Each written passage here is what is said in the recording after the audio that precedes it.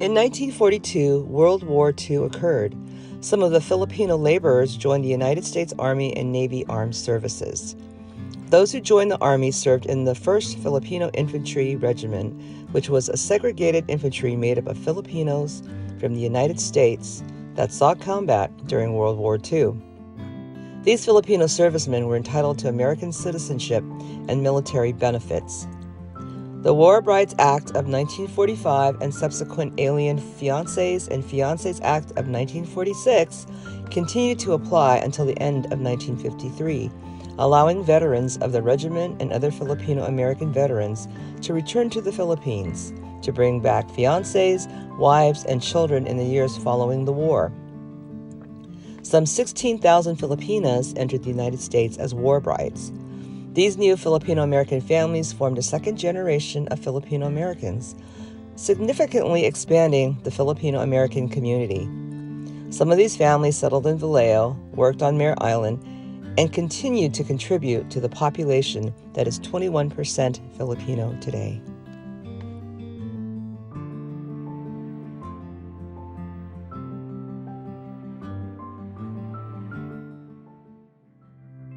My name is David Anthony, and the correct last name is Dukai. I was born and raised in Vallejo, California. My dad is Eufemio, or we call him Fimio, Dezono Dukai. Okay, he's Ilocano. He was born and raised over in Santa Maria, Ilocos Sur. And my mom is Cebuano. Her name was Lavinia Kausen, and she was born in Bareilly, Cebu. My name is Eddie Lastra. I was born in Quezon City, Philippines. I am a first-generation Filipino. I came here as a very young kid. I was almost 2 years old at the time I came. My father served in the Army, U.S. Army, World War II, as a Philippine scout. And after the war, the Philippine Scouts were offered American citizenship for their service. And so my father took up the offer. My name is Isabel Nicola Ramos. I'm born and raised in Vallejo, California. My father was Ilocano. He was from Ilocos Norte, and my mother was from Zambales, San Antonio. I'm Janet Kikoy Nicholas. I was also born and raised in Vallejo. My parents were both from the Visayan Islands. I'm Arlene Kalika Zamora, and I was born in San Francisco. I grew up in Vallejo and went to high school. Hi, I'm Charlita Bellalong Rivas, born and raised in Vallejo. Well, my dad was from Siquijor. My mom, Cebu, Bohol, Cabayog. My name is Gloria Cruz Gamulo, and I was born and raised in Vallejo. My mom and dad are from the same area. They're from Bingmali, Pangasinan. My name is Leilani Kalika Medali. I was also born and raised in Vallejo. My parents came from Buang La Union. I'm Emily Kalika. I was born and raised in Vallejo. I don't know if you know what Ing sisters means. And the reason why we say Ing is because all of our relatives are Ings. Like we have a Manang Pasing and Miding and Kuring. And my mom was called Siding. And, it went on. And now we have all the other sisters and we all have an Ing name. My name is George Sensol, and I grew up in Vallejo. My name is Linda Pascual Garofani, and I grew up in Vallejo. So I'm Norma Thamey Batista. I was born in Augusta, Georgia, and I consider us first generation. It was my dad who brought us here. And my name's Rosita Umatig Caballero, and I was born in Manila, Philippines. And we came here in February 1955. Hi, I'm Emma Nunez, and I grew up here in Vallejo, California.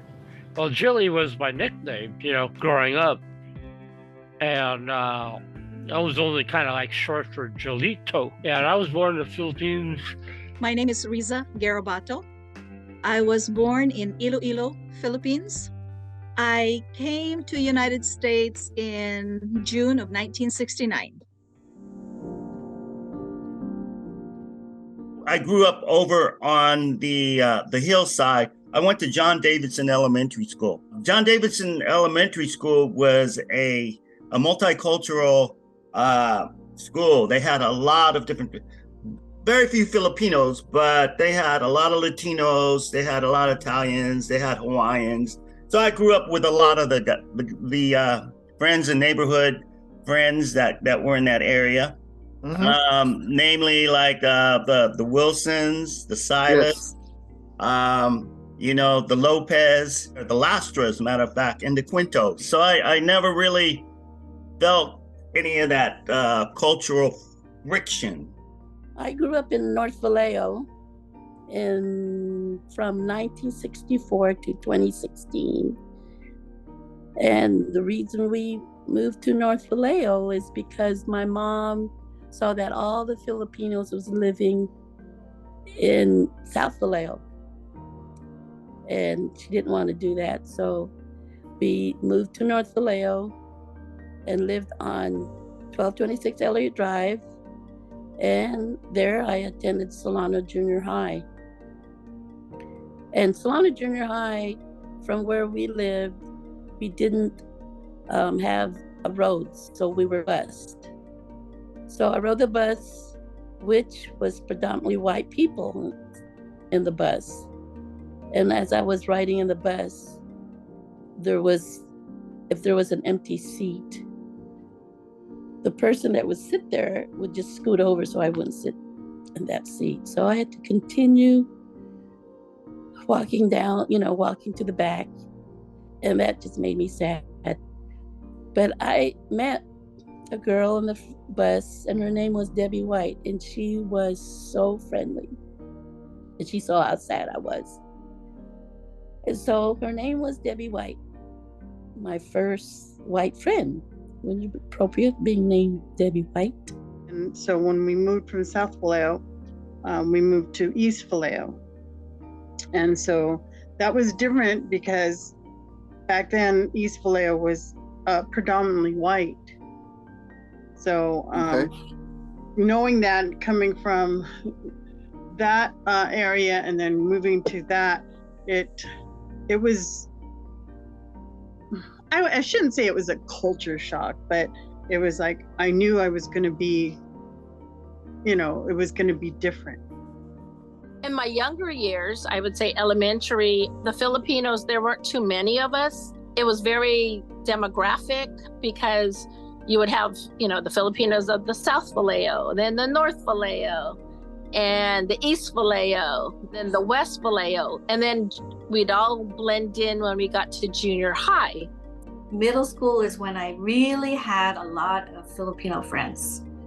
And I went to Solano Junior High. So, and that time, I would say that I could relate more as a Filipina because most of my friends were Filipino, and I could get the culture because I'm Americanized, and usually I would get hurt by other Filipino from the Philippines. If I didn't speak Tagalog, they'd tell me too bad, and I always felt like ostracized from them. So going to middle school, I got a lot of Filipino American friends, my girlfriends and guy friends too. But we had a big group, and we included all kinds of people, not just Filipinos. For me, it was a little different because I didn't go to public school. The whole time I went to St. Vincent's from first grade to till I graduated. So a lot of experiences that you guys had, like going to grant school and going to junior high at Franklin, was a little different for me. When I first started in first grade, I probably was the only Filipino. Until until third grade, I remember Josie Roldan came. Okay. And then there wasn't that many of us until I got to high school, and that's when Isabel came, and Marian Moranya came.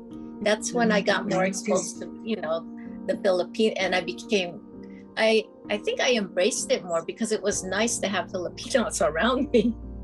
Being Filipino, and Filipinos was conquered by the Spanish, right? So Filipinos had nice Spanish names. But my name, growing up in Vallejo here, in America, was very unique because my last name was Umapig. Very unique and very indigenous. And so when I would go to school and the teacher would want me to say my name, and I would just say my name, Rosita, and then blah, blah, blah. I didn't want to say my last name really, Umapig. But when I did, because the teacher would say, what was your last name? So I would say Umapig. And the kids would laugh. Oh my goodness. And they would say, what? You, me, pig? Oh, let me tell you, I was just so embarrassed. And I felt like, maybe that's why I didn't want to talk anymore. But, I realize now, Umapig is a very indigenous and unique name. I remember going to church at St. Vincent's every Sunday. Our mom would just dress us up in these dresses that made us itchy. And we had hats too, right? And it was such an uncomfortable feeling. But I remember going to church. Every Filipino family knew each other. They knew their last names. Yes. And when other Filipinos like from the East Bay started moving to Vallejo, once that started, it's like we kind of lost track of everybody's last names. There were just too many. The community was growing. I got involved in a lot of cultural things. My parents were very active in the Filipino community. My mom and dad used, they were like, my mom was like a queen thing, and we used to dance. I was with Charlita, Mrs. Tobias, and Dot, Yes. and Emily and Chetta, I was really active in that Filipino dance troupe, and we danced a lot of, the coronations and that kind of thing. And Mom was, one of the queen things. That was one of their functions. Dad was very active, with the Filipino community and different capacities. Our dad was a musician. We went to a lot of the gigs that my dad played at. We go to, and then all of the Ing sisters all know about because we were in the Catholic Club, the American Legion, all these different events, that the coronations that my dad would play at, and we would all be there, all of us there. I really remember was like what Janet said, the friendship of all the Filipinos. It was Ilocano, it was Visayan, it was Pangasinan. All of them got together. They got together and supported each other. Yes. And they had I remember all the parties, and it was just a good feeling.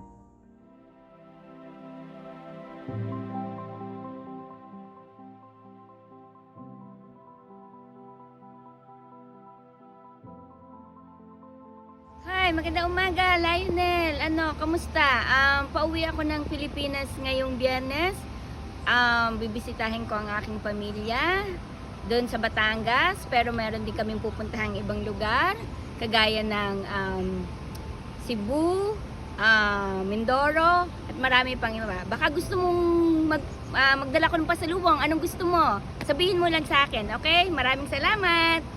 Oh, Ilocano ka gayam, taga ano ka di Pilipinas? Taga Pangasinan ka, taga Ilocos ka. Ilocano akmat, amok tagsaw ti Ilocano. Oh. Kumusta ka ngay? Dayon mo dire kay kuan ka nang naay kanang mga unata og gigpanggutom mo dahil daghang pagkaon. Dali suot mo kay aron mga unata. Unsa may kuan inyong gusto, pansit o adobo or kuan nga buwad. So, kuan dali mo hare. Ayaw mo pag-uwaw-uwaw. At home we only spoke Tagalog. So that was the only language I knew. I mean, when I went to school, when I started my first day in kindergarten, whatever English I knew was whatever I could pick up from my older siblings, which really wasn't a whole lot. I came to United States, that's when I literally saw in person all kinds of people. So it was scary when I first got here. I was only 11 years old. And when you first come here, you as a Filipino, even though I spoke English well enough, but it was scary because I was afraid that I would be made fun of and they would talk about me. And so most of the time I kept quiet. When I came here in 57 or 58 from the Philippines, I was really an FOB. I really had an accent. But as I grew up, I lost my accent, and, English was my primary language. So that helped me to assimilate quickly. My parents encouraged us to read and write English. They didn't really want us to speak our dialect in the house. Even though they would speak to us in their dialect, they wouldn't speak to us in English. That's what I couldn't understand. But they wanted us to study hard and learn to read and write English. Now, going to school during the kindergarten days, I went to Lincoln Elementary School, and the teacher there was telling me that that I was too shy and I would never want to talk.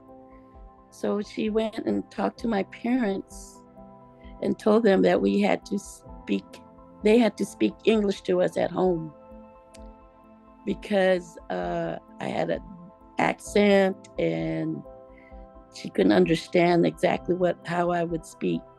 So my parents had to just speak English to us every time at home. So I think that's probably why, being the first Americanized Filipino here, we spoke strictly English and not Tagalog, but we can understand Tagalog. So it's funny when I tell people I can understand Tagalog if they have a conversation, but I would answer back in English. So, yeah. So that was what we called Taglish.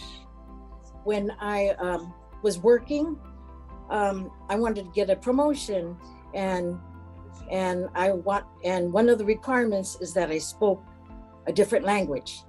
So I tried to learn Filipino, Tagalog, and I just couldn't do it. I don't have the tongue for it. So I wish that I knew it when I was younger. I regret that. I really don't have a favorite Filipino food, but I think chicken adobo, because that was a staple once a week at our house. Pancit, lumpia, and rice, of course. That's your main basic, combo plate there. My favorites, of course, are the ones that are common, like the pancit and the lumpia, stuff like that. But my father was very fond of just always cooking fish, either fried or with sabaw. Yes. Paksiel. Well, my favorite meat is goat, and in Ilocano we call it kalding. That's right. I like pinakbet.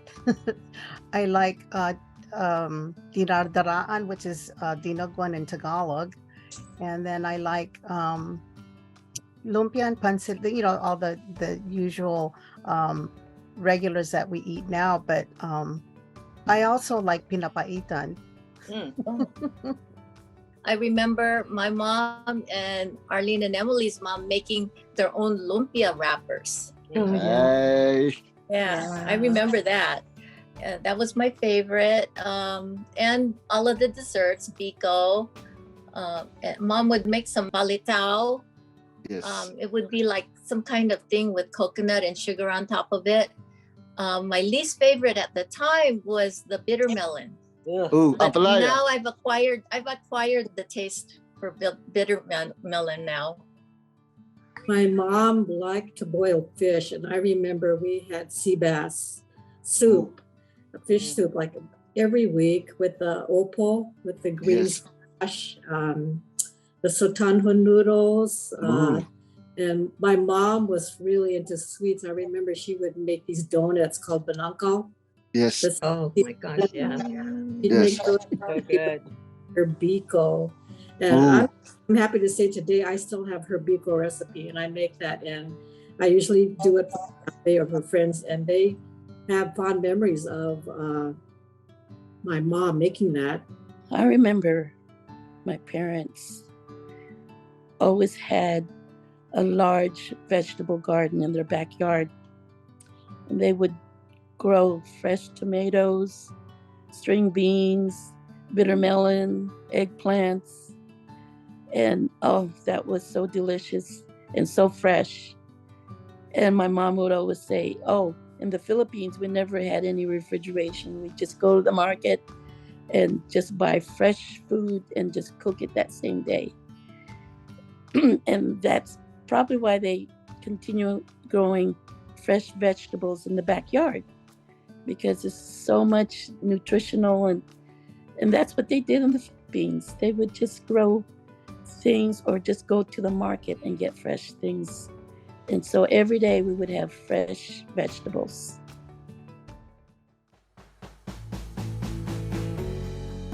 You know, I didn't know I was a Filipino American. I thought I was half. I told my friend Annette that I was half Filipino and half American, and her big sister said, so you have a Caucasian dad or white dad? I said no, and my dad's Filipino. And then I said my mom's Filipino. So she told me that I wasn't Filipino American, you know, like I was Filipino. So I realized that I'm American, but I'm of Filipino heritage. That opened my eyes. I think that because I grew up here primarily, mostly, the vast majority of my life, I identify as an American. You know, I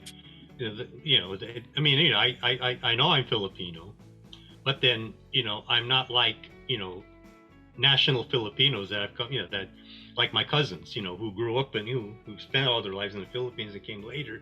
I mean, sure, we were the same blood, same ethnicity and all that, but, you know, our cultural backgrounds were just so different.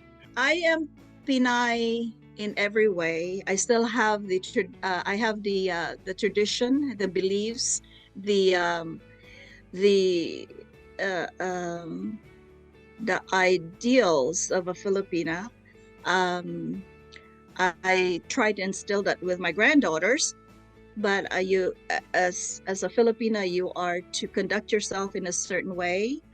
I am Pinay. I am Filipina. I'm Filipino American, you know, and yes, I am Pinay. I'm all of the above. I just knew that I belonged in this, you know, community. You know, there was other Filipinos, and we just all jived together. We knew each other's families. We knew each other's siblings. And, you know, here we are now, where, you know, our siblings are much older, and our parents, you know, may have passed on, but we still have each other, and we feel like we're family. We may not be related, but we know the families, and I just have a good feeling with everybody I know. I need to tell you the story of the Romeo and Juliet Club. It first started as a Romeo Club, which is only for men that grew up in Vallejo, especially in South Vallejo. And the Romeo Breakfast Club started with Fred Munar and Julito Bololon, but they were all the different men that got together. And the Romeo stands for is retired old men eating out. And I go, wow, great acronym. And the reason that was formed is because as they grow older, you didn't want to get together with, in funeral services. So they would get together for breakfast. And so Fred Munar, the originator, had this, and then he decided, he was getting tired. So he asked me to coordinate the club. So here I was, because my brother belonged to the club, but then he passed away. So he asked me to represent my brother, Mike. And so I did. And I was wondering, why didn't their wives join? Maybe because it was called Romeo, which means old men. So I added Juliet. And Juliet you use because then I said, it's got to mean something. So I meant it to mean just us ladies into eating together. So now that's how the Romeo and Juliet Club get together to, just to catch up on each other. So it's been, I don't know, maybe 10 years now. And we meet the first Thursday of every month for breakfast. And we were all raised in Vallejo, and we're in the ages over 70 and they're all retired. So it is another legacy that I wanted to continue as our parents got together with friends.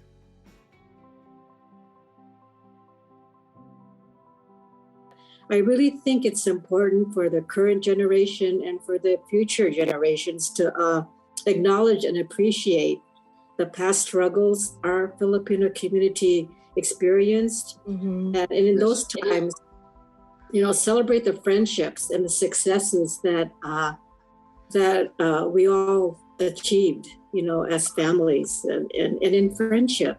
Just don't be afraid to be Filipino. Yes. Yeah, man. Yeah, and even like now, a lot of when I go places, they'll talk Filipino to me, and then I'll say, "Excuse me, I don't understand," and then they'll look down on you, like, "Oh." Yes. But then I'll say, "But I am Filipino." Yes. I'm just born here, so just don't be afraid and stand up for yourself. My advice to young Filipinos today is to study hard, get a good job, save your money, honor your family, and sell yourself as much as you can to others. That you are capable of doing the job or doing the task that you're assigned, and to never give up your dreams. The future Filipino children, whether they were born in the United States or not, they should not discriminate. Whether you have a little bit of Filipino and whether you are 100% Filipino, you should be proud of our culture. We have a strong culture, bloodline behind us. Family is strong. Respect is a big thing. And, just letting everyone know that the Filipino culture, we have rich in food, rich in family, and rich in life.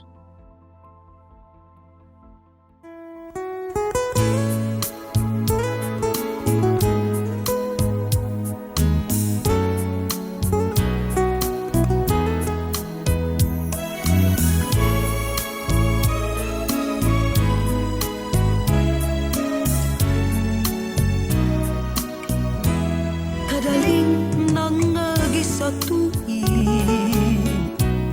kanhi karong atong ugma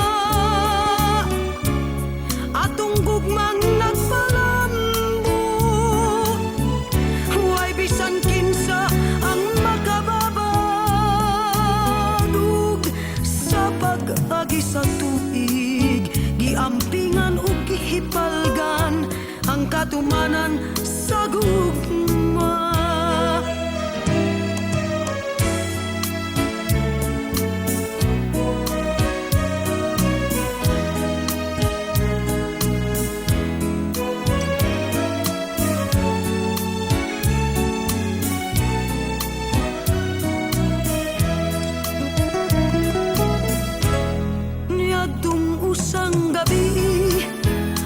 nagsayawan nagbuntagay nagaksanay nagsaaray ang tanang nahitabo atong gihilo mo gitago nga di ta maglinay anay kadaling nangagi sa tuig kanhi karon atong ugma atong gugmang nagpalambo huwag bisag kinsa ang makababag ug sa pag-agi sa tuig giambingan ug hipalgan ang katumanan sa gugma